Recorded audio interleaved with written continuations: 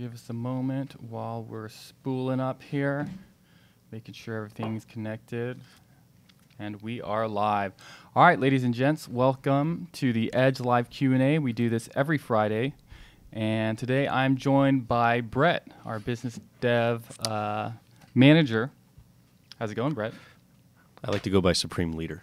Supreme Leader, Supreme Chancellor, Emperor. Something that makes me feel better about Paradigm myself. shifter. He has an identity crisis every time it's something different. I'd say every 12 hours. Yeah. You're a chameleon. We'll call you a chameleon. A shapeshifter. A shapeshifter, that's right. All right, so for those of you who are out there in the audience watching us live, please feel free to send any questions or comments our way. We do like to interact with the crowd, make ourselves available. So you're welcome to throw all sorts of questions or comments our way. We do enjoy it. So another busy week in crypto, huh? Always. It's always. Yeah, there's never a slow weekend, honestly. Yeah, absolutely. I'm trying to think here. What do you want to discuss? Yeah, let's. Should we start off with Lightning Network? I feel like that was a big. I like Lightning. He likes Lightning. I like Lightning. I like Lightning. Yeah. So, where do you want to start? You want to start off with some of the Twitter stuff you've seen? Yeah, I think the biggest stuff is Twitter, Jack, Lightning, Cash App. So for those that don't know, I think a lot of people in crypto do know. Jack Dorsey is the CEO of Twitter. He's also the CEO of Cash App, which is a Venmo-like application that does allow selling. I think buying and selling of Bitcoin in a custodial manner. So they're still holding the private keys for you. But Jack Dorsey recently, and he has before, pointed in the direction of kind of a Bitcoin maximalist, someone that thinks that Bitcoin will be the big winner in all of the out of the big competition between the networks and the different tribes in crypto. And he's also a big fan of the Lightning Network and also a investor in Lightning Labs, which is working on at least one implementation of the Lightning Network protocol, which anyone is able to, or if anyone is interested, can work on it. And he went on a few podcasts. He was also on Twitter. What was he passing something called the Lightning Torch, which started with a random Twitter user who kind of got the whole community going, and they've been passing the Lightning Torch around the world, which is basically just passing money around the world instantly and kind of in a peer-to-peer fashion using the Lightning Network. And the big news is he's interested in integrating Lightning natively into Twitter itself, which I think is huge. You could, tip someone for their, tweets, or, maybe you like their tweets or they're raising money for something, and also integrating Lightning natively into the Cash App, which is a pretty popular app. And again, it's a Venmo-like app, so you have a lot of people that are outside of cryptocurrencies, that aren't crypto freaks like us, that'll be exposed to it and presumably be able to use it in a easy, friendly, user-friendly way. And that's what Jack's all about. And all the Bitcoin maximalists, people that think that there's, one coin to rule them all, really love Jack and his kind of ideological leanings. And it was interesting listening to Jack. He really focused on Bitcoin's nativeness to internet infrastructure and ideals.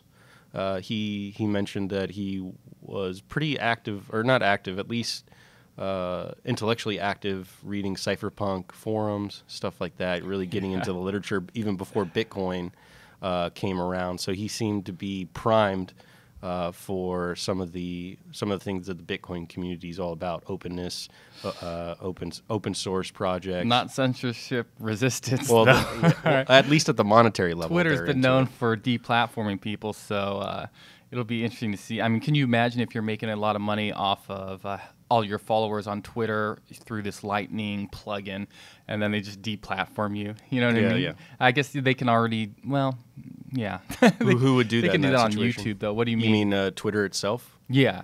I mean, they do deplatform people, They do, or at least suspend them. Yeah, I don't know exactly how. It was definitely light on details on exactly how it worked. I wouldn't expect Jack to be a Lightning Network connoisseur. He's got enough on his plate, but he did seem to have a pretty good 40,000 foot view of what's going on in crypto, and he has his own his own perspective on what's going on. He seems very committed to Bitcoin and pretty dismissive of other cryptocurrencies, which that's fine with. I think we're saturated with as many cryptocurrencies at this point as we could get. Yeah, and he has Twitter to worry about. Every permutation that you can imagine, at least with the technology that's available at this point. I didn't know that he was an investor in Lightning Labs. I don't know how that one slipped my. I didn't. Conveniently slips out of the I guess the pumping of Lightning and what was going on with Jack. Definitely, I think he has disclosed it, and people do talk about it. I don't have I think everyone's compromised at this point. Everyone has their own bags. Whether you own U.S. dollars or Digibyte or XRP or Bitcoin, everyone's kind of pumping what their own what they own and how they see the world and what they want to kind of see the world progress into. And Jack is definitely not an Ethereum person or XRP army. He's definitely Bitcoin. BTC, the ticker, not BCH, and Lightning heavy. Yeah, and it was pretty interesting watching the passing of the torch on Twitter, because obviously you want to pass the torch to someone who probably knows what to do with it, but then the other flip side of it is you want to pick someone who's influential, right? So I don't know who it was that decided to nominate Jack. I don't know if it was it Charlie Lee? I don't know. I actually don't know who passed him the torch. Yeah. Maybe it was Elizabeth Stark from Lightning. I think I feel like he passed it to Elizabeth Stark. But I know right now there's an application called Tippin.me where you can download a Chrome plugin and basically set up the ability to send Lightning payments and receive Lightning payments through Twitter. And I know people that are very into Lightning and Bitcoin have already set that up, and I've actually tested it out and it works. You have tested it out? Yeah, I have. Yeah. Who'd you send money to? Did you send money to, or did you not get that far? A friend of mine in San Fran. Yeah, he was able to set it up, and just send him. This is on Lightning Network or in the Twitter plugin? Well, through the plugin. Yeah, that's awesome. Yeah, it's pretty cool. You're using Lightning Network, man. You're more advanced than I am. I'm coming up, man. Yeah, I'm basically a developer now. Basically a developer, chief architect over here. Yeah, people have been building stuff that is pretty easy to use, and people like me that don't know a lick of programming or anything like that can easily just control. Put a tab up, put in a website, set up an account, and connect. If you know how to connect some things that are out there, you can send a couple Satoshis pretty easily. I feel like this is a game changer for like the cam girl industry. 100%. I mean, immediately imagine you can actually send pseudo-anonymously, some Bitcoin. There's to a your lot of favorite, horny guys out there, and they stripper. love sending money to females on the internet. Does Twitter allow people to do they do, don't they? Yeah. There's a lot that goes on. There's a lot that goes on the platform. I think I already know the answer because some of that stuff somehow shows up in my feed at times. I blame Kenneth Bosak for that. Thanks, Kenneth.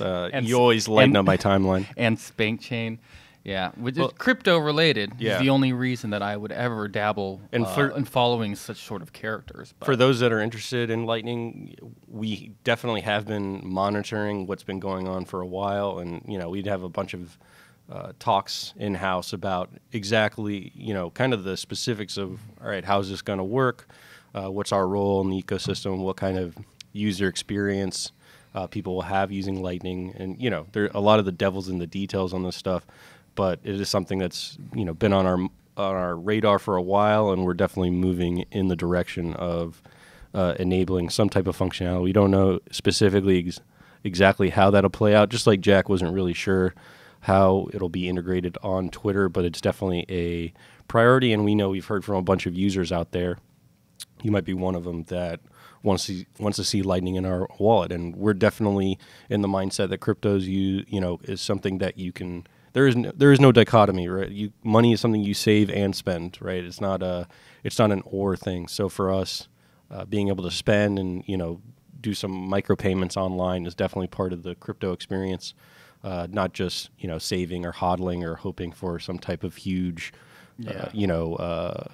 some type of huge value wave to come your way so you can cash out. We're definitely in the mode that this stuff will be used and can be used in a very powerful way. Yeah, when it comes to Lightning Network, it's not something where you just integrate it all at once. There are prerequisites that you can put in place, some of which we've already done. For example, with Bitcoin in our Edge wallet, available on iOS and Android, you're able to point to your own custom node, which comes in handy if you want to do something like Lightning Network. So there are kind of those early steps before you can integrate Lightning Network, that some of which we've already done. Yeah. And as time goes on, it seems like our team is starting to get more enthusiastic about it.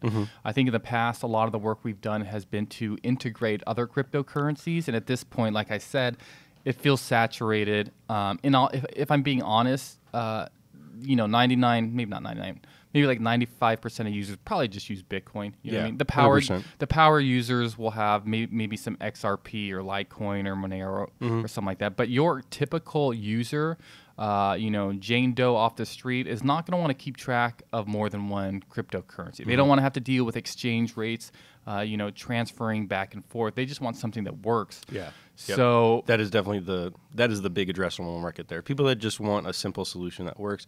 There is a market that we do cater to, that people that hold multiple, a whole slew of assets, and they use multiple networks. There are a lot of users out there and people would be surprised that you do use multiple networks on a semi-regular basis. But I also want people to recognize that it's much easier in a lot of cases to add a new coin than Lightning, because a lot of the new coins are really just copycats of Bitcoin. Right. So it's almost trivially easy for in a lot of cases, not every blockchain. Something like Monero is built from the ground up and is its own network and can be difficult to integrate. But a lot of coins are just kind of copy and paste of Bitcoin, and they change some parameters, where Lightning is a whole new network. It's a completely new network. It's not a blockchain. There's multiple steps. It's not just, hey, send and it goes. I don't know if it's really analogous to any other network out there. Or, from my understanding of it, I don't really know anything else that's similar to it. But adding another blockchain can be easier. So if you're running, why haven't you integrated it? Well, it's a little harder. It has been immature, but now it's getting to the point where it is maturing. It's getting to a critical mass. A lot of people are excited about it, and users want it. So we're definitely moving in that direction much quicker and more aggressively. Yeah, and I think it's one of those things where we're at the point where it seems like it's ready enough for integration. I'm sure it's probably not super smooth around the edges, but at some point you just need to start utilizing it and seeing whether it actually has the potential to go anywhere or not. So we'll see. Cryptocurrency's been down for a while. Maybe something like Lightning Network, second layer scaling, could be the thing that pushes the price back up. But I guess that kind of remains to be seen, right? I think, something like an integration into Twitter is just massive. Yeah. Socially and culturally, it might not.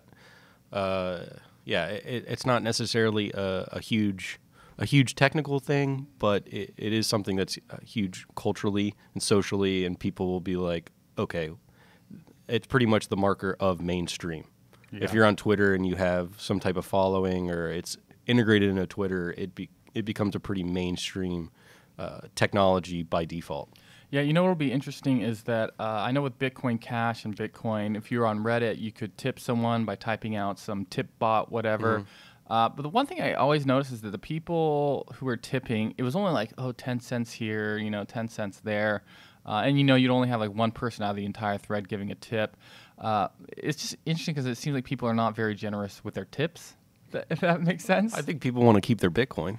Yeah. Or their whatever crypto that they're doing. That's a fair point. And there's not, like you said, it's still like less than 1% of the population, right? And I think for it to be like a moneymaker for someone, they have to have quite the platform and offering some type of like useful service. So someone that gets like PewDiePie, if you put it on his YouTube channel. I've actually never watched a video, but I know he's pretty much the king of YouTube. If you put an LN, some type of Lightning Network functionality on his YouTube, or maybe he's moving to a new platform that allows that, I'm sure he could rack up a lot of 10-cent tips, right? And that could turn into $1,000 pretty quickly, given the size of his audience. It makes you wonder whether some sort of voluntary tipping like that, where you have to press a button to tip someone, makes more sense, or if it makes more sense to just have a social media platform where you have to load up and after automatically it gets deducted and goes to whoever you're watching or upvoting. But I guess that's a restriction. It'll restrict people from wanting to join because I got to join. Oh, but I have to load up $10. Yeah, So yeah. I guess there's a big question there. It would make sense. But if you're a content creator, you don't necessarily want to do everything for free. Yeah. So you're like, all right, if you don't want to pay for this, I don't need you. And there's plenty in my sphere of influence that will pay for it. I saw an interesting some developer set up a page where to turn the page of the book, you had to send some lightning.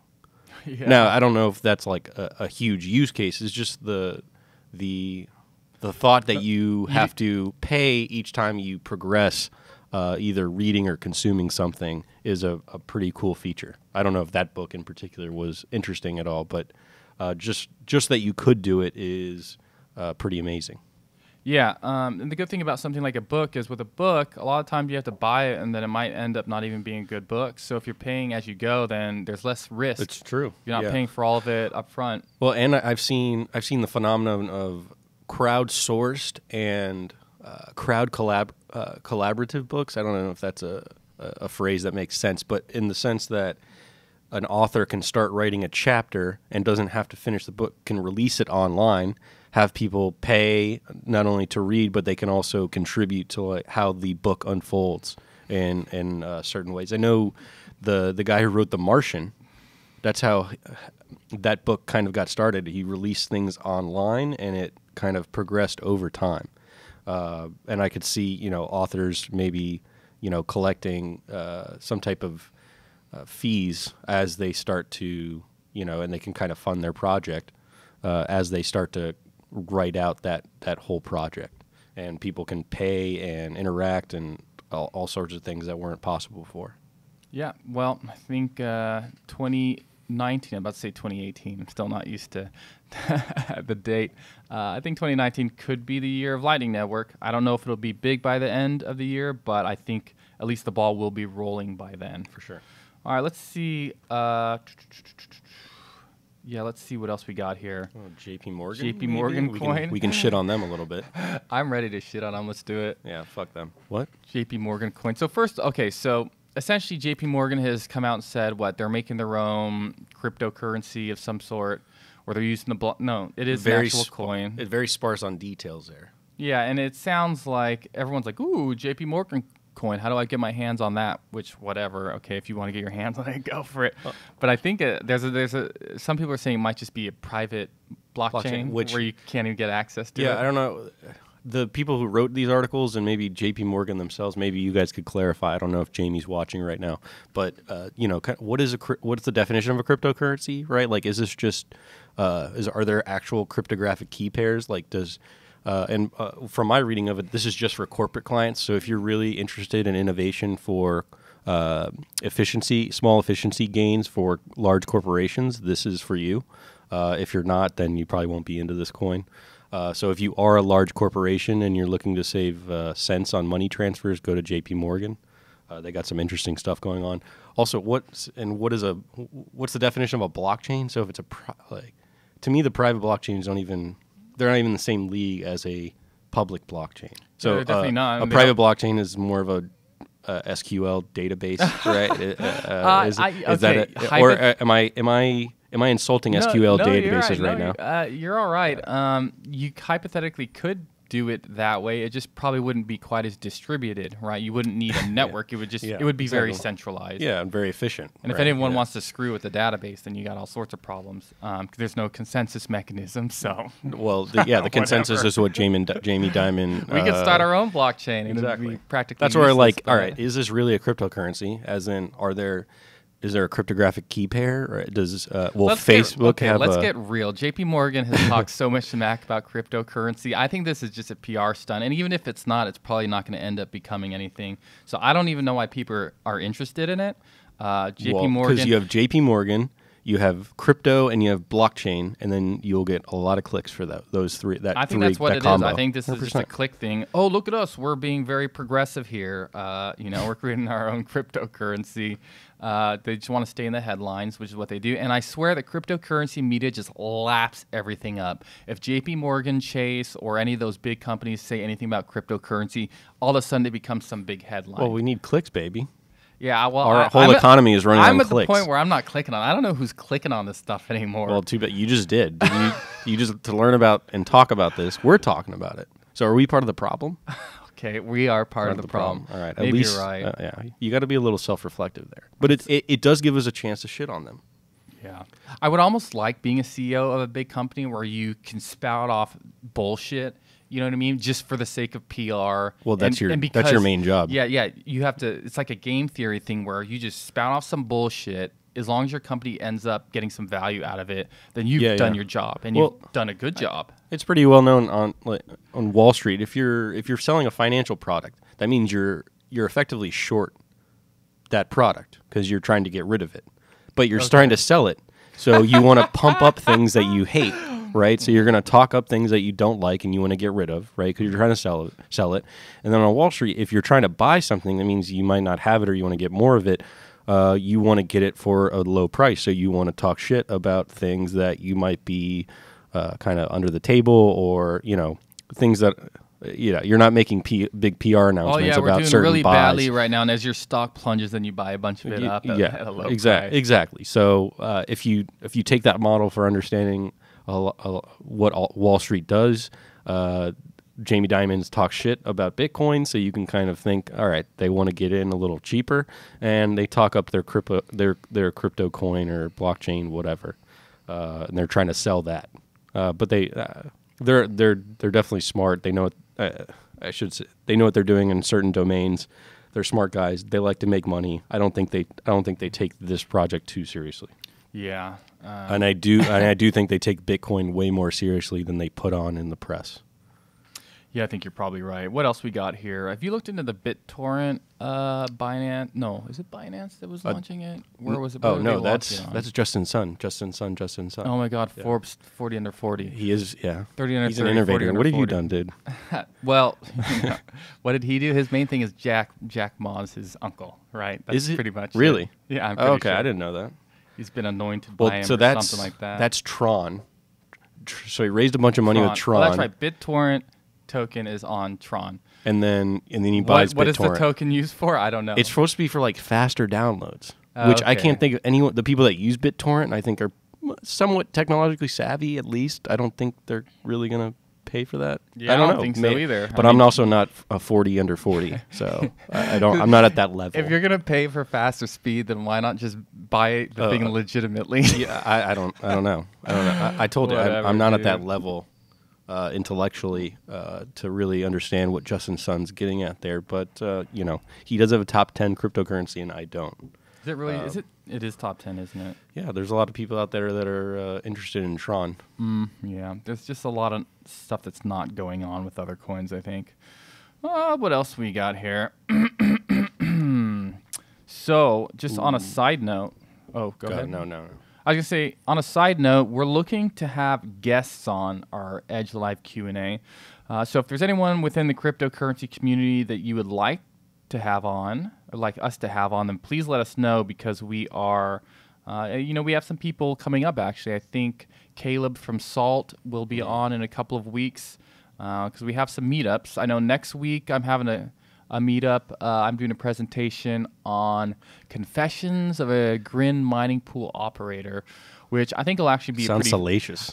Honestly, I'll add some like fun stuff in it. Yeah, otherwise I wouldn't name it like that. I'm not trying to, You know who I really want on the podcast though is someone that hates crypto. Yeah, and then we could talk about it. We could talk about our product. Someone who really hates it. like Nouriel Rubini. Okay. I would love to have him on. Nouriel, if you're out there, I'd love to talk. I'd love to pick your mind, see what you like about our product.